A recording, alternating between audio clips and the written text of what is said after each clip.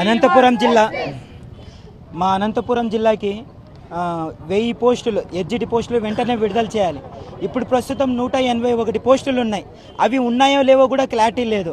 అసలు ఎడ్జిటి పోస్టులు ఎన్ని ఉన్నాయి, ఎస్ఏ ఎన్ని పోస్టులు ఉన్నాయి కూడా ప్రభుత్వం కానీ డిఓ ఆఫీసులో కానీ ఎక్కడ కూడా చెప్పడం లేదు. నెక్స్ట్ నోటిఫికేషన్ ఎప్పుడు విడుదల చేస్తారని కూడా క్లారిటీ లేదు. 7 సంవత్సరాలు అయిపోయింది, ఈ ప్రభుత్వం వచ్చి 7 నెలలు అయిపోయింది. ఇంతవరకు కానీ అసలు నోటిఫికేషన్ గురించి ఒక 100% మాకు భరోసా ఇవ్వడం లేదు. మేము ఎడ్జిటి వ్యక్తులము, డిఎస్సి వ్యక్తులము ఫిజికలీగా, మెంటలీగా, ఎమోషనలీగా, ఫైనాన్షియలీగా చాలా డిస్టర్బెన్స్ అయిపోయినాం. ప్రతి నెల 4,500 రూపాయలు హాస్టల్ అమౌంట్ కట్టాలి. ప్రతి నెల 4,500 రూపాయలు ఎలా అయితే వాళ్ళకు వృద్ధాప్య పింఛన్ ఇస్తున్నారో మా పేరెంట్స్ అలాగే 4,000 రూపాయలు ప్రతి నెల ఇస్తున్నారు. అలా 3 సంవత్సరాల నుంచి ఇల్లు వదిలేసి భార్య పిల్లల్ని వదిలేసి అందరిని వదిలేసి ఇక్కడ వచ్చి చదువుకుంటున్నాం. 2022 జూలైకి వచ్చింది, ఇప్పుడు జనవరి 2025 వచ్చేసింది. దగ్గర 3 లక్షల రూపాయలు అయిపోయినాయి హాస్టల్స్కి, ఫీజుకి, బుక్కులకి. అది కూడా 2 సార్లు బుక్కులు చేంజ్ చేస్తున్నారు. అది కూడా క్లారిటీ లేదు. మళ్ళీ ఇప్పుడు వచ్చిన వెంటనే నోటిఫికేషన్ అని చెప్పేసి 7 నెలలు అయిపోయినా కూడా ఇంకా క్లారిటీ లేదు. సార్ మా ఆవేదన ఏమంటే మేము ఎగెన్స్ట్ కాదు సార్, మేము పార్టీకే ఎగెన్స్ట్ కాదు, నిజంగా చెప్తున్నాం సార్, మేము పార్టీకి ఎగెన్స్ట్ కాదు. మాకు నోటిఫికేషన్ ఇవ్వండి, లేదా ప్రైవేట్ జాబ్ ఏదైనా చూసుకుంటాం సార్.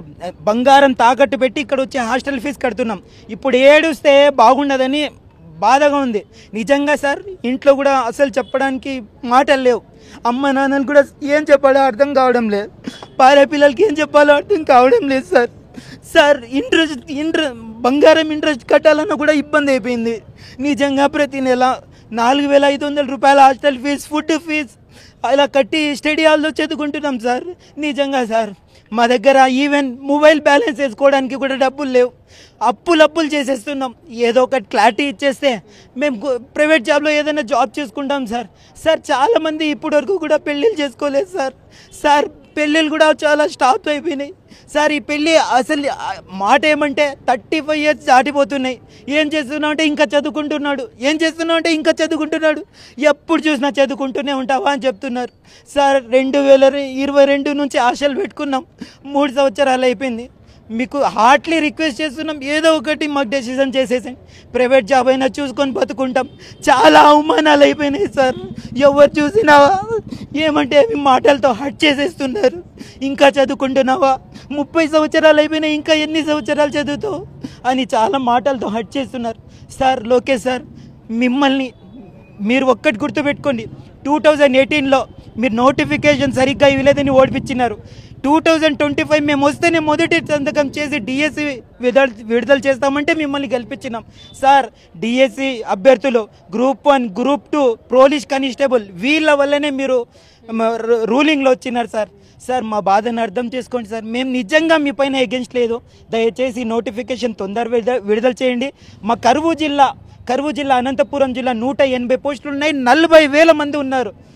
180 పోస్టులు మాకు చాలా తక్కువ. మినిమం 1000 పోస్టులు అనేవి దాన్ని దయచేసి దాంట్లో హాఫ్ అయినా ఇవ్వండి. తొందరగా మాకు న్యాయం చేయండి సార్. మొత్తం